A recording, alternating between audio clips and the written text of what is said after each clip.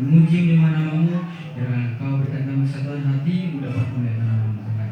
Terima kasih ya Bapa, bila Roh Kudus selalu bertata dalam hati dan pikiran kami. Dalam perserahan kepadamu, di dalam nama Tuhan Yesus kami bersyukur, haleluya. Sangat kepada diri semua, berikan salam kepada teman sesama lain. Kita akan mengatakan selamat hari Pentekosta. Karena hari ini adalah hari puncaknya.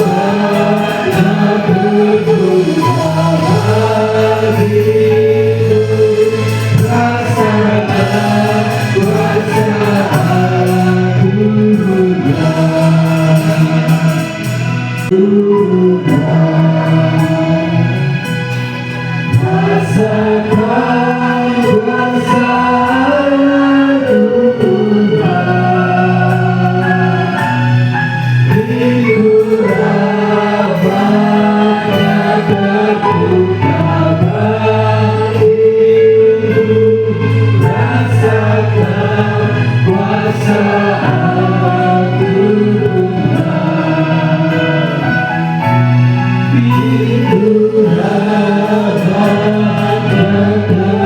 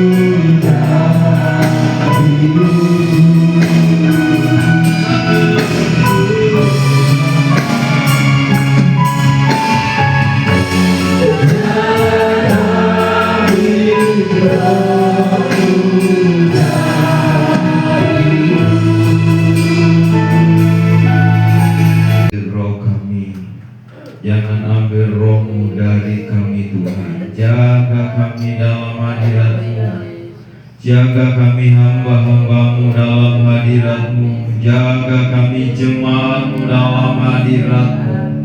Biar yang menguasai hidup kami adalah hadirat-Mu Tuhan. Biar hati kami, biar roh kami tetap panas Tuhan, tetap menyala bersama-sama dengan Roh. Terima kasih Tuhan, terima kasih. Bentar kami mau dengar firman-Mu. Mari Engkau urapi hamba-Mu yang Tuhan sudah persiapkan. Biar bibir hamba-Mu Tuhan pakai untuk menyampaikan kebenaran yang daripada-Mu Tuhan.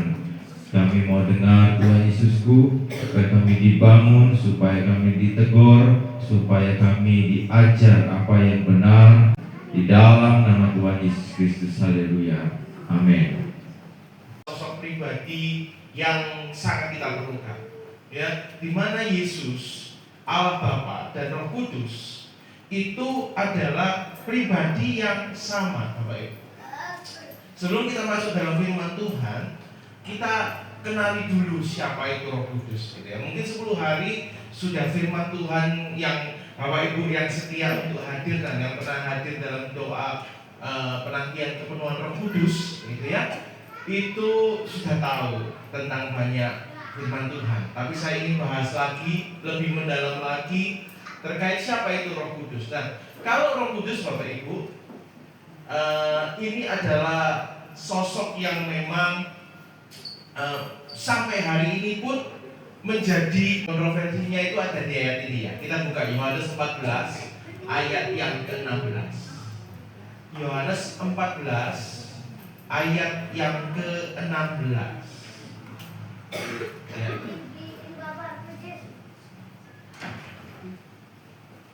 Sudah dapat semuanya, ya? Ya, Yohanes 14 ayat 16. Sebagai ayat pertama kita, mari kita bangkit berdiri, kita akan bacakan ayat ini bersama-sama, ya, sebagai ayat pokok kita, gitu ya. Yohanes 14 ayat yang ke-16. 1, 2, 3. Aku akan minta kepada Bapa, dan Ia akan memberikan kepadamu seorang penolong yang lain, supaya Ia menyertai kamu selama-lamanya.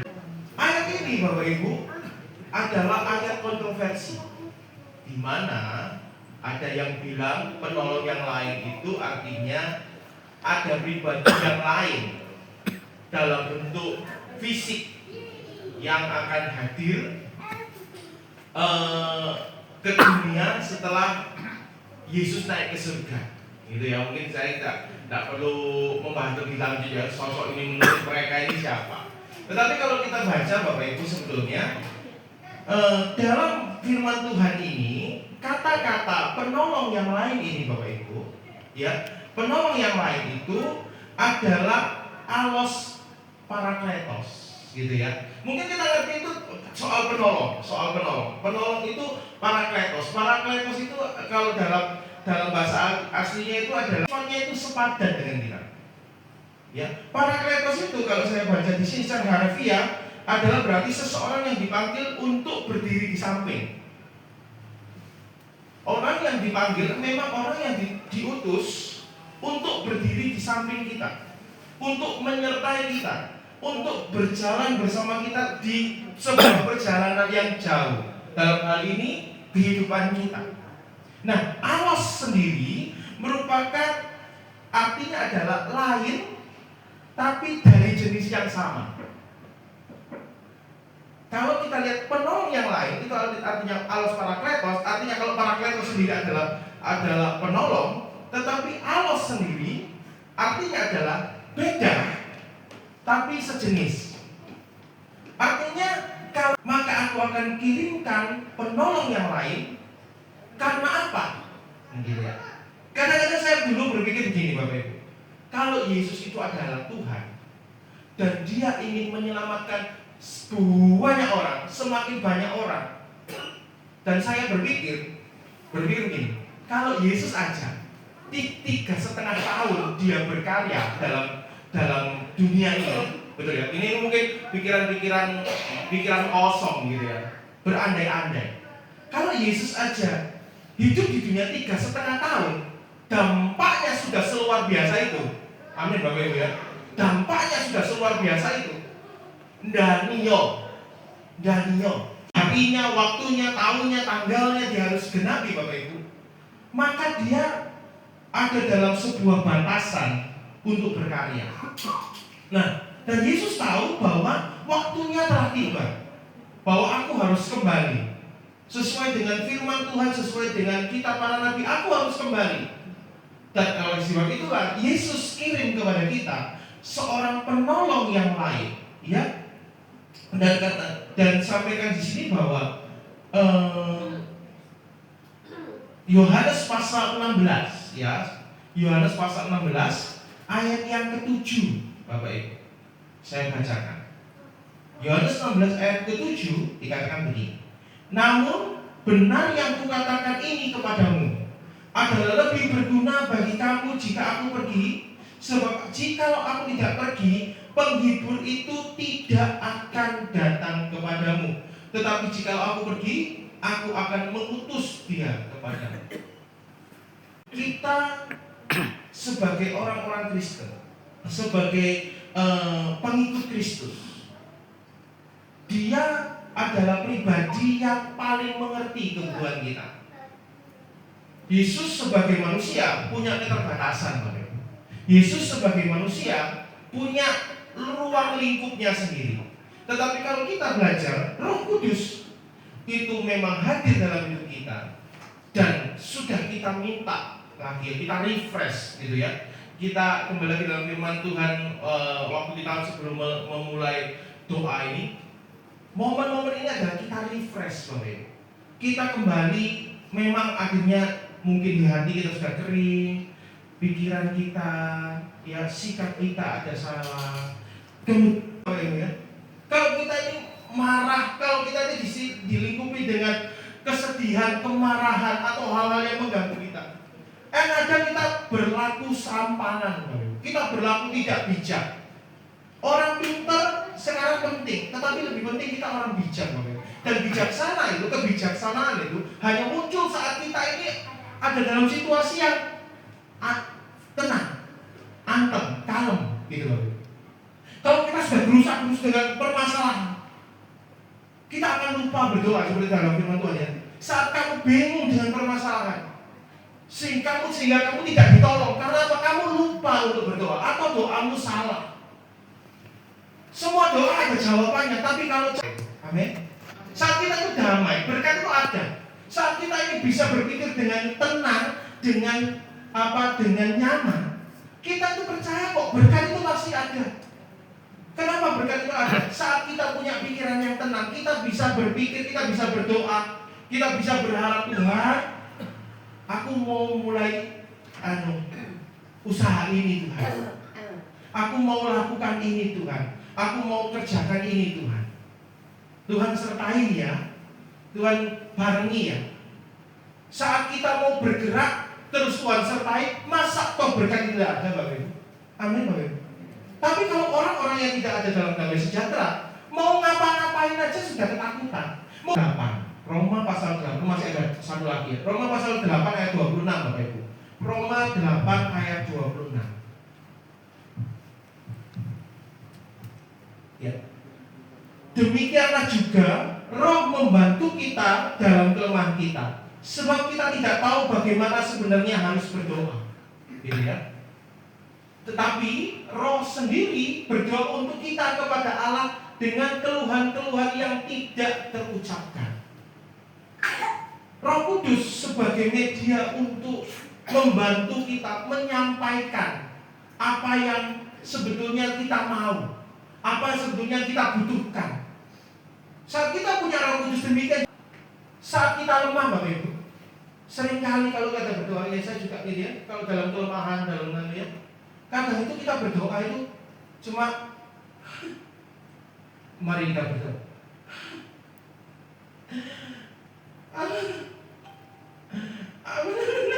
Ngomong apa? Gak usah bingung. Kalau kita berdoa, Bapak Ibu, dalam kelemahan ini ya, mungkin Bapak Ibu juga pernah merasakan ini. Kalau kita berdoa dalam kelemahan, dan kadang-kadang itu tidak perlu sih, ya Tuhan, Allah yang maha besar, Kami memuji-Mu dengan segenap hati, enggak? Kalau kita saat pernah nggak Bapak Ibu ya? Pernah ya Bapak Ibu? Berdoa, kok sudah ketemu, sudah Tuhan lemah banget, ini titik terendahku Tuhan, ini aku capek Tuhan. Ini sedang kita hadapi Bapak Ibu. Tuhan lebih ngerti bagaimana menyelesaikannya. Saat ini masalah yang sedang ada di depan mata kita, Tuhan itu sudah mengerti ribuan langkah di depan. Kenapa masalah ini terjadi dan apa yang akan Tuhan menangkan di depan. Kalau kita mau memang fokus sama Tuhan, kita berdoa aja. Kita minta Tuhan berikan aku roh yang baru. Tuhan jangan ambil rohmu dariku. Tuhan penuhi aku dengan Roh Kudus-Mu. Tidak usah bingung, Tuhan aku masalah ini, Tuhan aku perlu ini, Tuhan aku butuh ini, Tuhan aku maunya ini, Tuhan ini orang ini kok gak baik ya aku, Tuhan ini. Tidak perlu ya. Tuhan tahu kok, tahu. Itulah kenapa Roh Kudus sendiri sejahtera buat menghadapi masalah ini yang kita mau ya, menghasilkan buah-buah roh, menjadi berkat buat orang lain, hidup semakin serupa dengan Kristus, memberikan buah-buah. Bagaimana kita menunjukkan buah-buah kasih kesetiaan, kelemah lembutan, sukacita itu kepada orang lain. Saat Roh Kudus ada bersama dengan kita, ya. Sebagai ayat terakhir ya Bapak Ibu ya, di sini ada firman Tuhan. Yohanes pasal 14 ayat-ayat yang ke-26 dan yang ke-26. Tetapi penghibur, yaitu Roh Kudus, yang akan diutus oleh Bapa dalam namaku, Dialah yang akan mengajarkan segala sesuatu kepadamu dan akan mengingatkan kamu akan semua yang telah kukatakan kepadamu. Penting sekali Roh Kudus sekali lagi selain menjadi media untuk menyampaikan doa kita kepada Tuhan, Roh Kudus itu sendiri yang akan mengingatkan kita tentang firman Tuhan yang ada dalam hati. Masalah pasti ada Bapak Ibu, masalah pasti akan menerpa kita. Tapi kita tahu di dalam hati kita itu, di dalam hidup kita itu ada firman Tuhan. Bila firman Tuhan itu kembali diingatkan kepada kita untuk kita kembali jalan bersama dengan Tuhan dengan keadaan yang kuat dan penuh dengan damai sejahtera. Firman Tuhan jadi kekuatan bagi kita. Mari saya undang untuk pemain musik.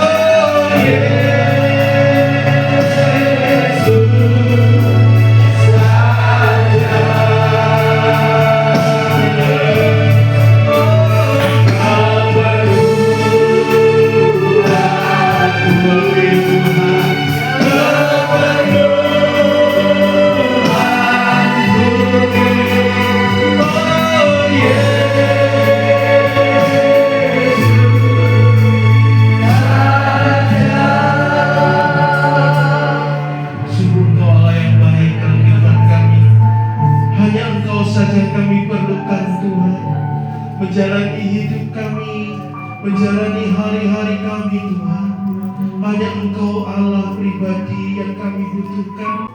Kami tak mampu berjalan sendiri tanpa Engkau Tuhan. Kami tak mampu melewati semua ini tanpa Engkau Tuhan. Oleh sebab itu ya Roh Kudus, datanglah dalam setiap hati kami. Penuhi kami ya Tuhan, supaya kami mendapatkan sukacita yang baru, kami mendapatkan kekuatan yang baru, kami mendapatkan damai sejahtera yang baru Tuhan. Supaya kami dapat berjalan dengan Engkau, berjalan bersama dengan Engkau, bersama dengan tiap hari ya Tuhan. Kami perlukan kuasa-Mu, kami perlukan Engkau Tuhan. Terima kasih buat pagi hari yang indah ini. Firman Tuhan mengingatkan kami kembali akan pentingnya Roh Kudus dalam kehidupan kami. Tuhan, terus limpahkan Roh Kudus-Mu dalam kami. Kami rindu berjalan dengan Engkau, kami rindu dituntun oleh Engkau Tuhan. Ibadah kami dari tengah kepada akhirnya kami serahkan kepada Engkau. Dan lagi kami akan memberikan yang terbaik bagi Engkau Tuhan. Kau lihat tangan kami yang memberikan, Engkau memberkatinya dengan berlipat-lipat kali ganda. Terima kasih Tuhan. Ini doa kami reskan pertama di dalam nama Tuhan Yesus. Amin.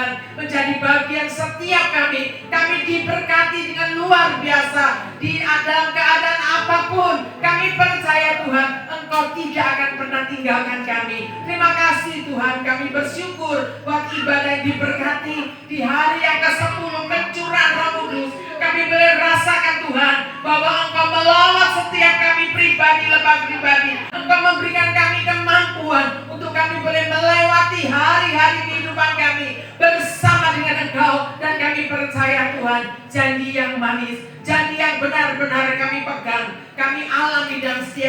kehidupan kami. Terima kasih Tuhan, setiap pelayan-pelayan Tuhan yang sudah bertugas, yang sudah melayani Engkau dalam ibadah kami pada pagi hari ini, memimpin pujian, menyampaikan firman, memainkan musik, terima tamu, menjalankan kolektor, bahkan apapun yang kami kerjakan di dalam doa-doa yang kami boleh naikkan, Tuhan senantiasa mendengar. Tuhan memakai kehidupan kami dengan luar biasa. Bahkan umat-umat-Mu yang saat ini datang, Tuhan juga melawat, memberkati setiap kami. Bahkan ada di antara kami yang tidak hadir pada pagi hari ini, di mana mereka Tuhan, biarlah hari-hari yang akan datang kami bersama-sama berkumpul di tempat ini untuk memuliakan nama-Mu, dan kami boleh rasakan benar-benar jamahan Tuhan selalu ada menaungi setiap kehidupan kami, sehingga kami mau tetap kuat, kami mau tetap taat akan Engkau Tuhan, dan nama Tuhan boleh dipermuliakan. Terima kasih Tuhan. Kami akan meninggalkan tempat ini menuju ke rumah kami masing-masing. Biarlah perjalanan kami jauh dengan perjalanan kami, Tuhan terus melindungi kami. Ada kekuatan, ada kemenangan, ada kelepasan yang Engkau nyatakan dalam setiap kehidupan kami. Terima kasih. Kami bersyukur, kami angkat tangan kami ya Tuhan. Kami percaya Engkau Allah yang memberikan kami kemenangan serta penyertaan dari kuasa Roh Kudus-Mu ada dalam setiap kehidupan kami. Kami diberkati, kami dilawat oleh Tuhan. Keluarga, anak cucu menantu kami diberkati. Bahkan apa yang kami buat dengan tangan kami percaya Tuhan buat berhasil.